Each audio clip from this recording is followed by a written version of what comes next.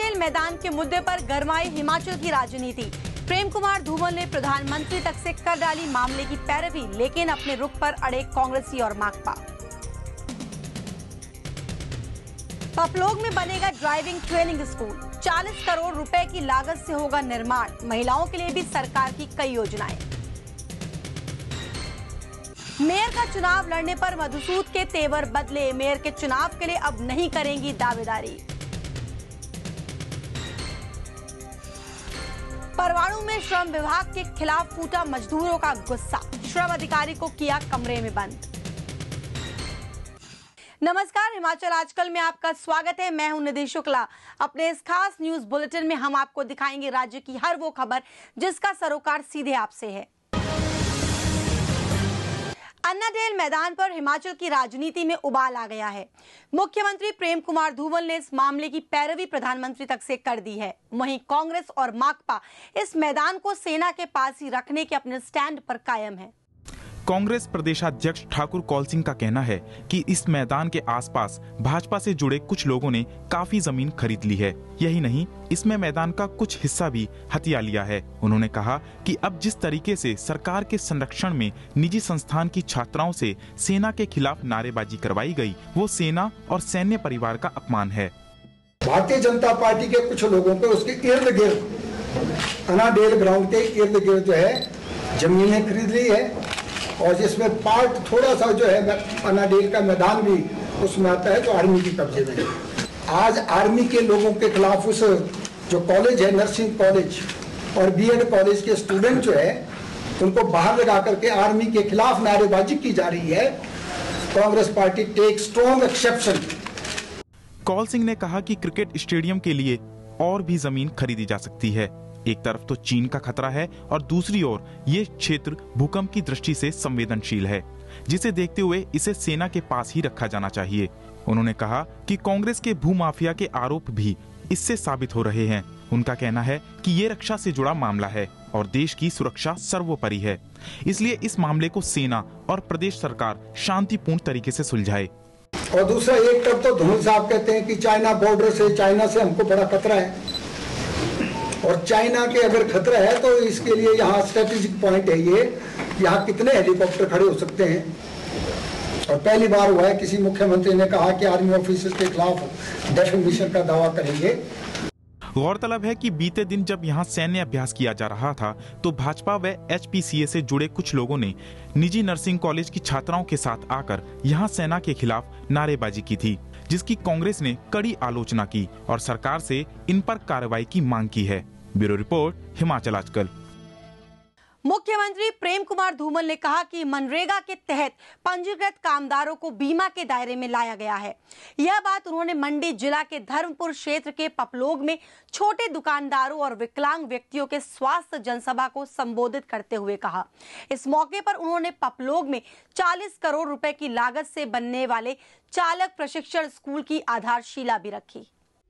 जिला मंडी के धर्मपुर क्षेत्र के दौरे पर पहुंचे मुख्यमंत्री प्रेम कुमार धूमल ने कहा कि सरकार ने बीपीएल परिवारों की कन्याओं के लिए बेटी है अनमोल योजना शुरू की है। इस योजना के तहत बेटियों के जन्म के समय पर 10-10 हजार रुपए जमा करवाए जाते हैं और उन्हें 18 साल की आयु पूरी करने पर यह राशि ब्याज सहित दी जाती है। मुख्यमंत्री ने कहा कि सरकार ने महिलाओं के लिए कई योजनाएं शुरू की हैं।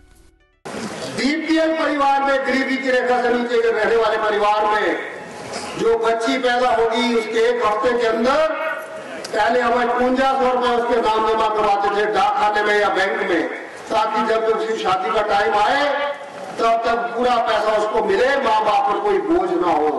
इस बजट में मैंने उसे 5500 को बढ़ाकर 10,000 रुपया कर दिया है। तो बेटी है बोझ नहीं, बेटी है अनमोल। इस संदेश को गांव-गांव पहुंचाना है। मुख्यमंत्री ने इस अवसर पर पपलोग में एक उठाऊ पेयजल परियोजना की भी आधारशिला रखी। अंकुश सूद, हिमाचल आजकल, मंडी। शिमला नगर निगम चुनाव की मेयर मधुसूद के तेवर नरम पड़ गए हैं। शिमला शहर की मेयर मधुसूद अब मेयर पद का चुनाव नहीं लड़ना चाहती हैं। कुछ दिनों पहले उन्होंने खुद ही मेयर पद का चुनाव लड़ने की दावेदारी पेश की थी। एकाएक उन्होंने अब अपना इरादा बदल दिया है। मधुसूद पिछले 2.5 सालों से शिमला नगर निगम में मेयर पद पर विराजमान है। इस बार मेयर व डिप्टी मेयर को सीधे जनता चुनेगी, तो मधुसूद ने भी मेयर पद का चुनाव लड़ने की इच्छा जाहिर की। पर बीते मंगलवार को शिमला में हुई कांग्रेस की बैठक में मधुसूद के तेवर ढीले पड़ गए। उन्होंने अब मेयर पद का चुनाव लड़ने से साफ इनकार कर दिया। आइए हम आपको दिखाते हैं कि कुछ दिनों पहले मधुसूद ने खुद मेयर का चुनाव लड़ने पर क्या कहा था। इलेक्शन अभी जैसे अगले महीने इलेक्शन हैं, तो उसमें एक बार हम अपना दावेदारी जरूर करेंगे कि हम मतलब देंगे। उसके बाद पार्टी का जो डिसीजन होगा, अगर पार्टी समझेगी कि हमें लड़ना चाहिए तो हम जरूर लड़ेंगे। मधुसूद के एकाएक लिए गए इस फैसले को राजनीति का एक हिस्सा माने या कोई व्यक्तिगत मजबूरी, क्योंकि अब 6 महीने बाद प्रदेश में विधानसभा चुनाव होने हैं। कांग्रेस से जुड़े सूत्रों की माने तो शिमला शहर में मधुसूद या फिर उनके पति विधानसभा चुनाव में दावेदारी पेश कर सकते हैं। मगर मधुसूद ने कांग्रेस के आला नेताओं को साफ कह दिया कि वे अब मेयर का चुनाव लड़ने की दावेदारी नहीं करेंगी। जरूरी नहीं है कि मेयर को भी एक महिला होना, तो कोई ऐसी बात नहीं है। हमने 5 साल पे हमने अपनी तरफ से पूरी कोशिश की है अच्छा चलाने के लिए। अगले 5 साल आएंगे, जब हमारा समय होगा तो देखेंगे। लेकिन अभी उचित लग रहा है कि हमारे जो भाई लोग इतना इसमें उनके लिए हम छोड़ते हैं, ऐसा कुछ नहीं है। शिमला शहर की मेयर मधुसूद ने मेयर का चुनाव लड़ने से तो मना कर दिया है। क्या अब उनकी अगली रणनीति विधानसभा चुनाव में चुनावी थाल ठोकनी होगी, ये तो वक्त ही बताएगा। भूपेंद्र चौहान, हिमाचल आजकल, शिमला। विधानसभा चुनावों की आहट मिलते ही जिला चंबा में भाजपा के दावेदार खुलकर सामने आ गए हैं।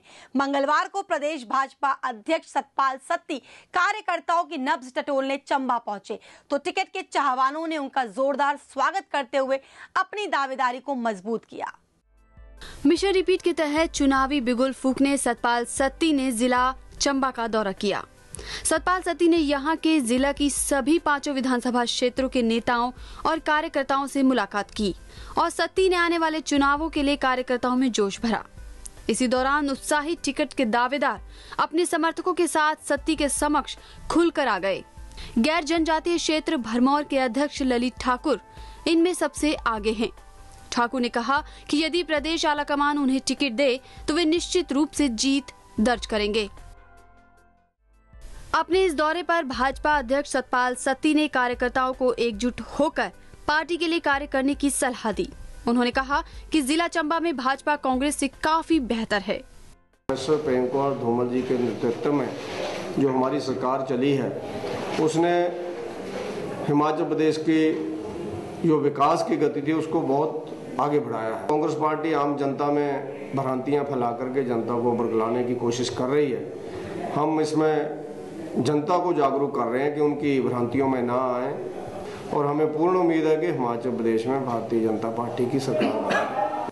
हर बार विकास के दावे करती सरकार अपनी नीतियों पर कितनी खरी उतरेगी, ये तो वक्त ही बताएगा। हेम सिंह ठाकुर, हिमाचल आजकल, चंबा। प्रदेश विश्वविद्यालय में एससीए का शपथ ग्रहण समारोह आयोजित किया गया। यह शपथ चुनी हुई एससीए को 8 माह के बाद दिलाई गई। एससीए के चुनाव पिछले साल 20 अगस्त को हुए थे, लेकिन चुनाव परिणाम के बाद एसएफआई और एबीवीपी के कार्यकर्ताओं के बीच झड़प होने पर प्रशासन ने एसएफआई वाली इस एससीए को शपथ नहीं दिलाई। एससीए अध्यक्ष पुनीत धांटा ने विश्वविद्यालय प्रशासन को आड़े हाथों लेते हुए कहा है कि प्रशासन ने हिंसा का बहाना बनाकर लोकतांत्रिक तरीके से चुनी हुई एससीए को जानबूझकर निशाना बनाया है और 8 महीने तक शपथ नहीं दिलाई। इसमें मतलब ये है कि जो हमारे सर्दियों के अंदर आंदोलन रहे और उसके बाद हर दिन छात्र मुद्दों को लेकर जो भी हम लड़ते रहे, उसी का ये बेनिफिट था, उसी का ये परिणाम था कि कहीं ना कहीं अथॉरिटी को झुकना पड़ा और यहाँ पर ओथ यहाँ पर करानी पड़ी। लेकिन ओथ आज के समय में बिल्कुल औपचारिकता है, तो इस औपचारिकता को हम पूरी करेंगे। उधर विश्वविद्यालय के वाइस चांसलर एडीएन वाजपेयी ने कहा है कि एससीए ने वाइस चांसलर और अन्य शिक्षकों के साथ दुर्व्यवहार किया। अब एससीए का रुख नरम पड़ गया है। हमको डिसिप्लिन करना है और उनके साथ में हम वो नज़रिया नहीं रह सकते हैं जो कि किसी क्रिमिनल के साथ में रखा जाता है। तो एक स्टूडेंट्स और टीचर का जो रिलेशन होता है उसकी समझी गंभीरता को समझते हुए उसको देखा गया है।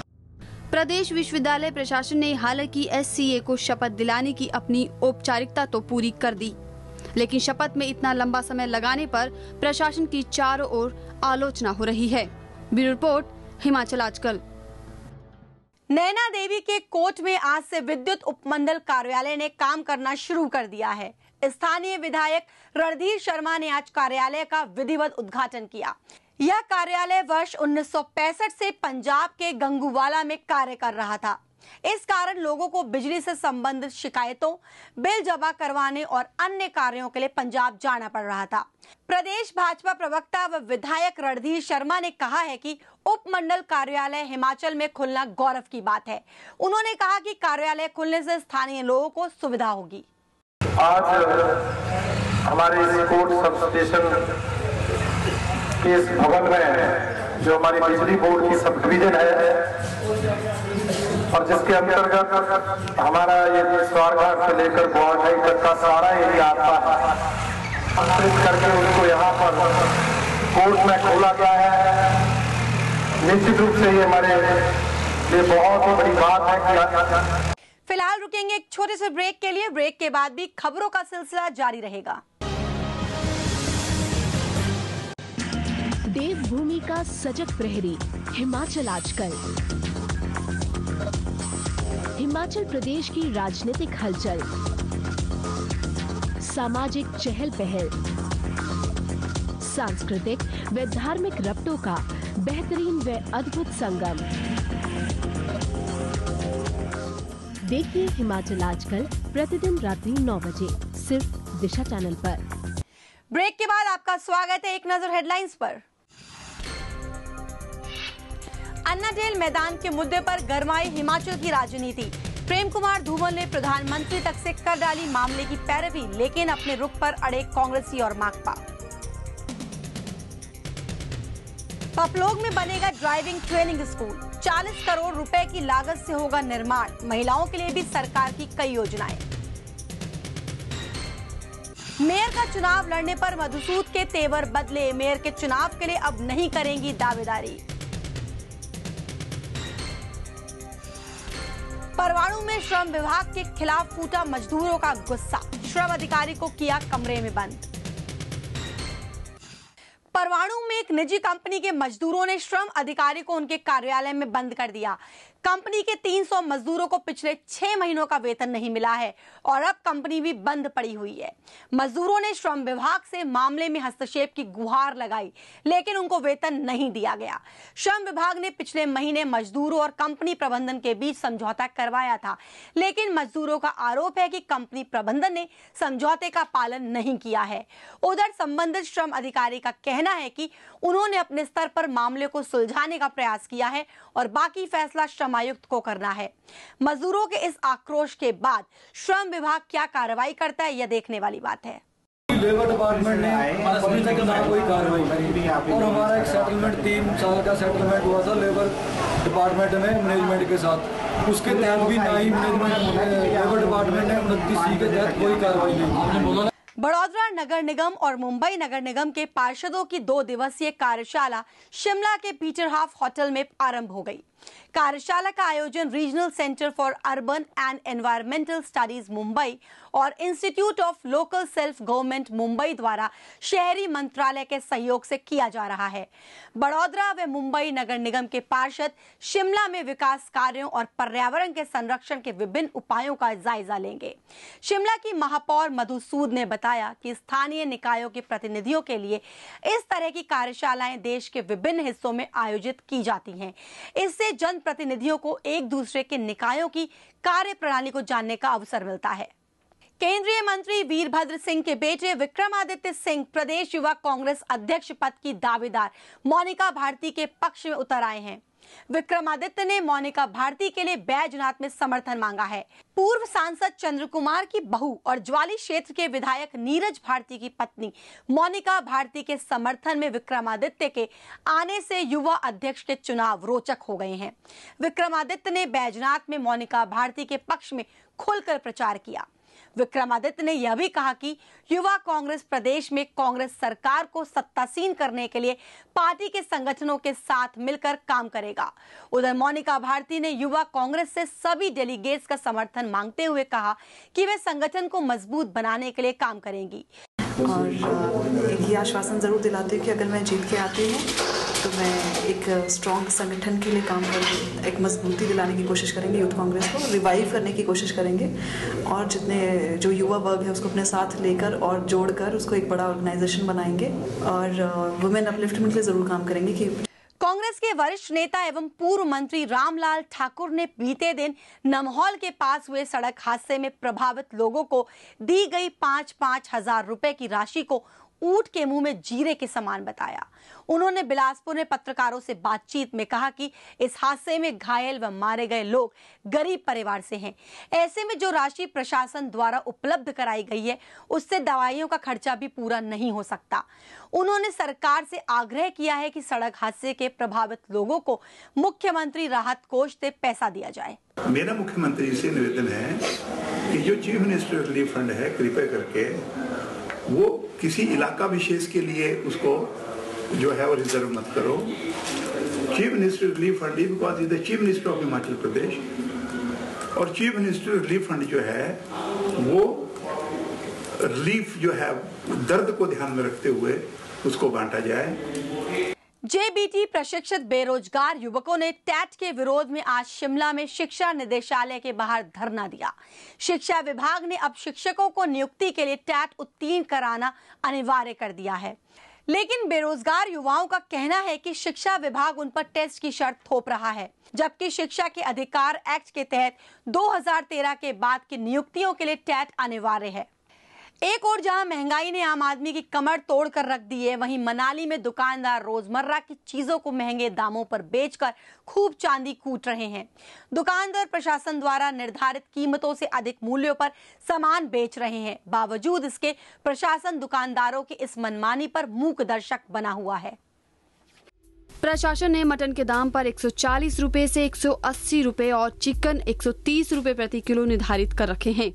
वहीं दुकानदार मटन 240 रुपए से 260 रुपए प्रति किलो और चिकन 150 रुपए से लेकर 175 रुपए प्रति किलो के हिसाब से बेच रहे हैं।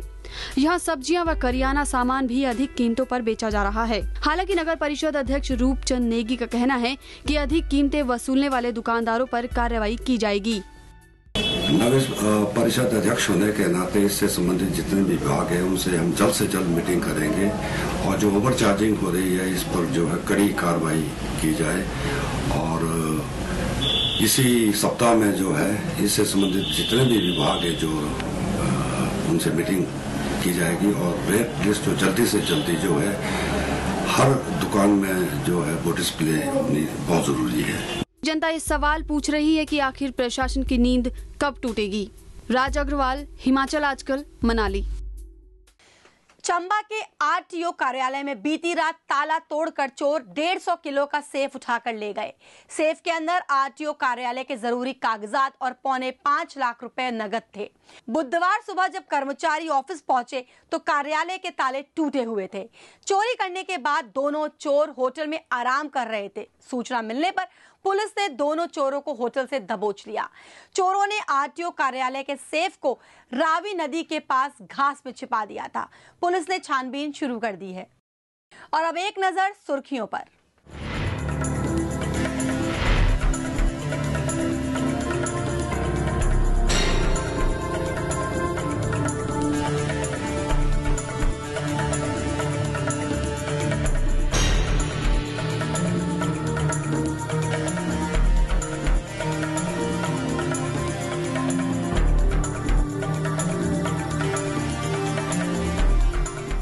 अभी के लिए बस इतना ही। हिमाचल की ताजा तरीन खबरों के साथ हम फिर होंगे हाजिर। तब तक के लिए नमस्कार। हिमाचल आजकल से जुड़ी किसी भी प्रतिक्रिया या सुझाव के लिए संपर्क करें कृष्ण भानु, ठाकुर वाटिका, खलीनी, शिमला 2।